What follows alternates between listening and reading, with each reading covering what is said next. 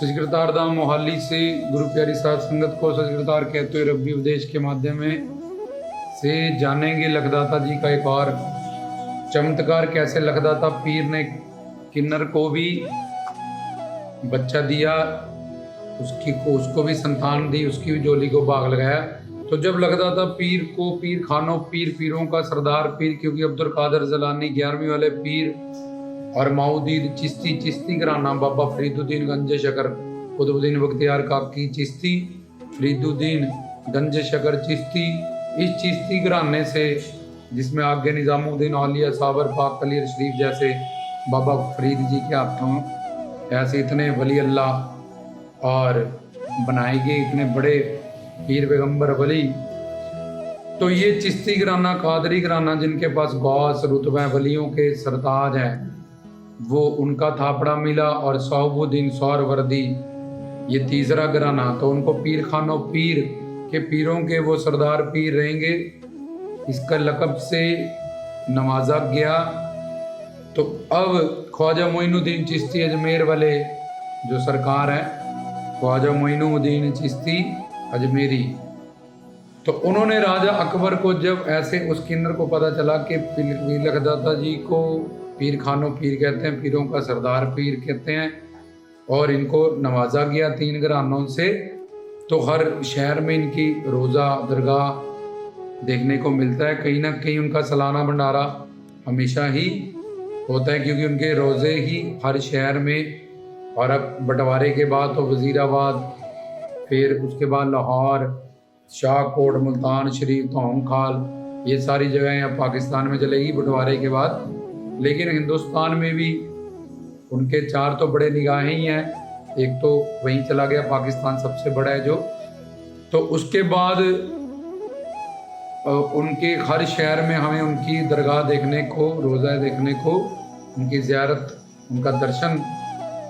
करने लोग जाते हैं, ज़ियारत करने जाते हैं। तो जब उस किन्नर को पता चला कि पीराने पीर हैं जो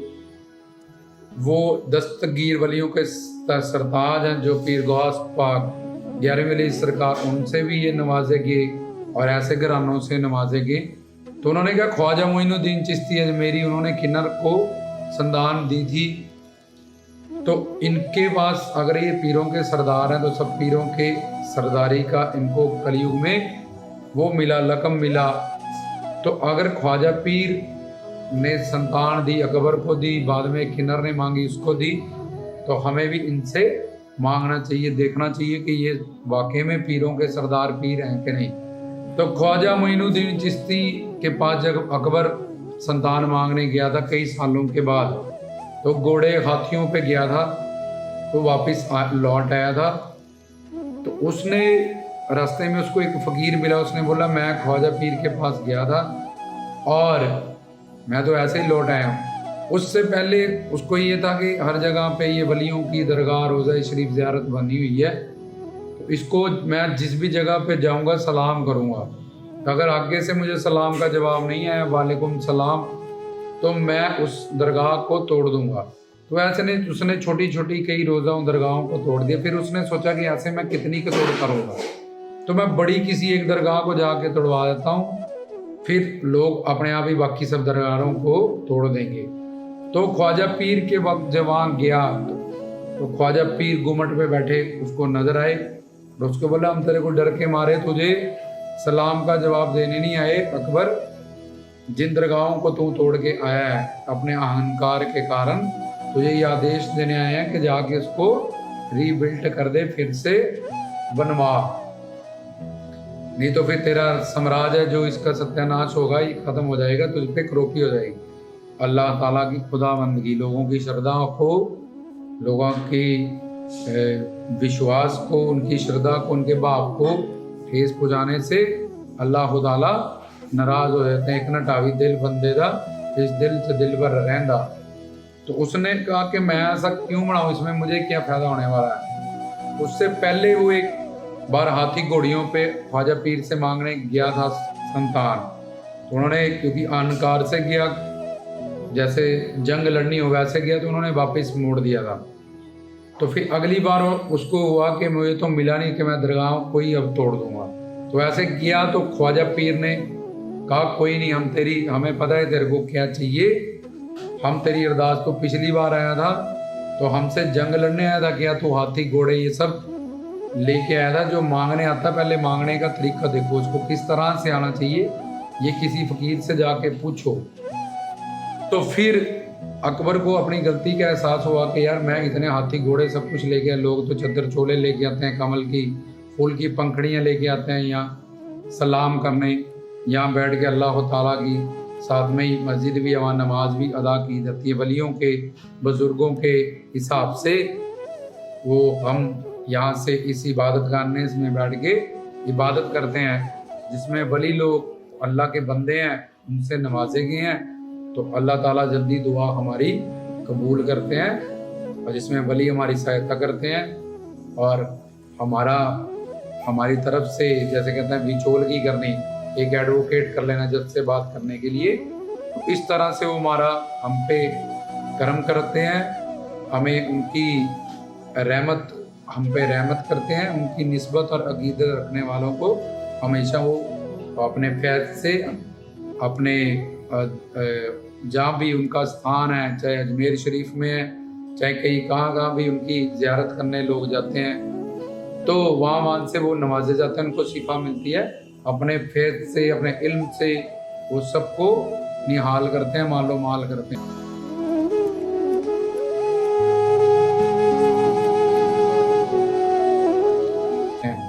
तो जब अकबर को समझ आया कि मैं ही गलत तरीके से मांगने आया था, तो अगली बार वो फिर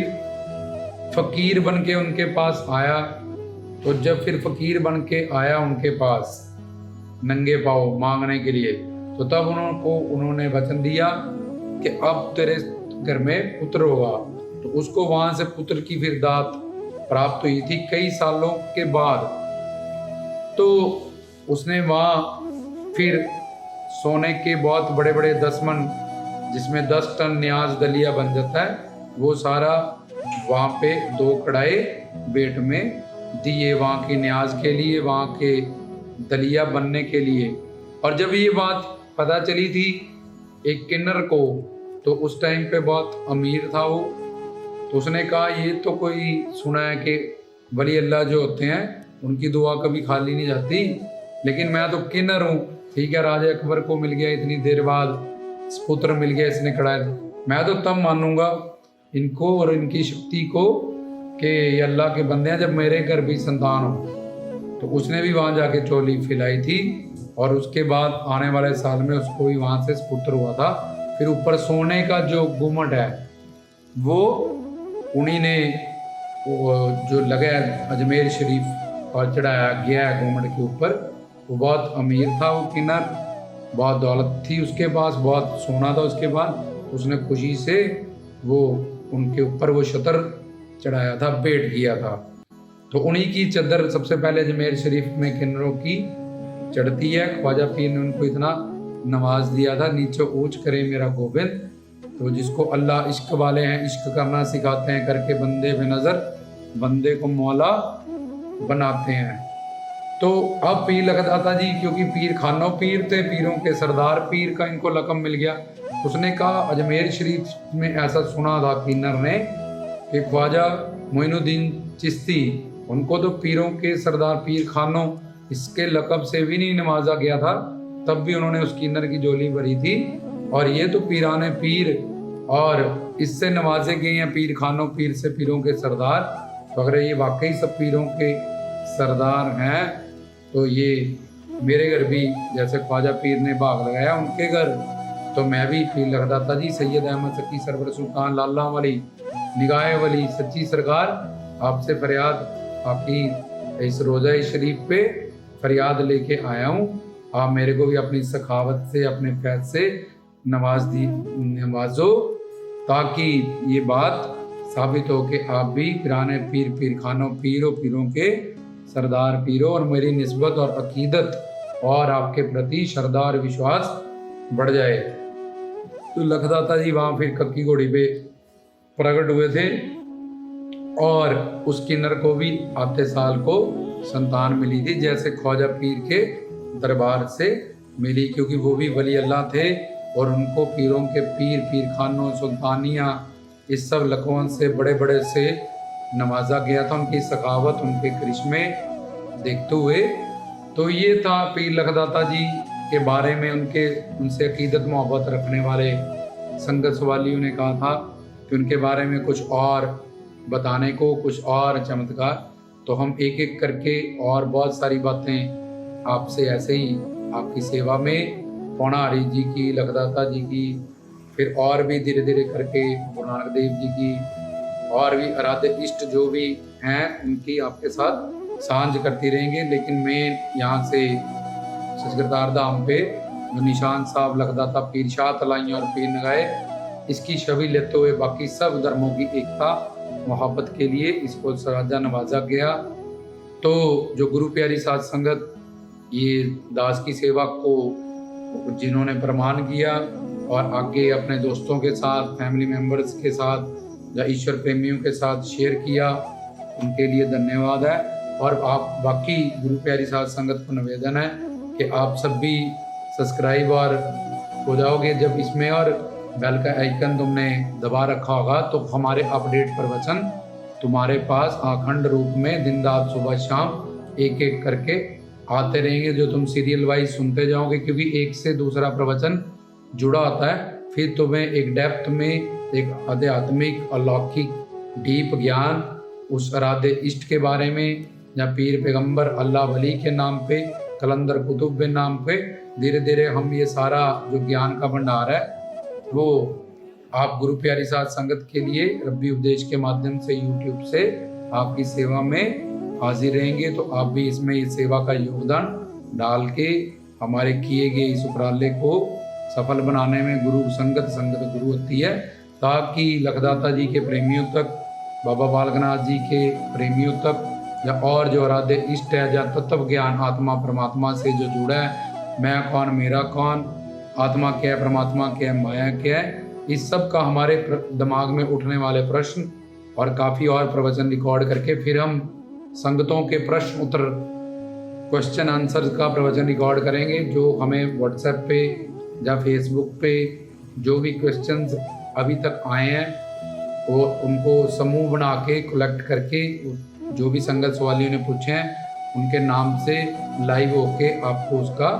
जवाब देंगे। और कुछ प्रवचनों के बाद हम लाइव प्रवचन भी अपना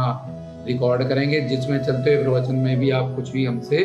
पूछ सकते हो। हमारा नंबर उसमें डिस्प्ले है, आप जब मर्जी फ़ोन कर सकते हो। कोई कन्फ्यूज़न हो तो आप हमसे वो सारी बातें इन डिटेल भी जान सकते हो, और पर्सनली टाइम लेके ये सारा ज्ञान थ्योरेटिकली और प्रैक्टिकली प्राप्त भी कर सकते हो। तो गुरु प्यारी सारी साध संगत को रामदास की तरफ से सच करता है।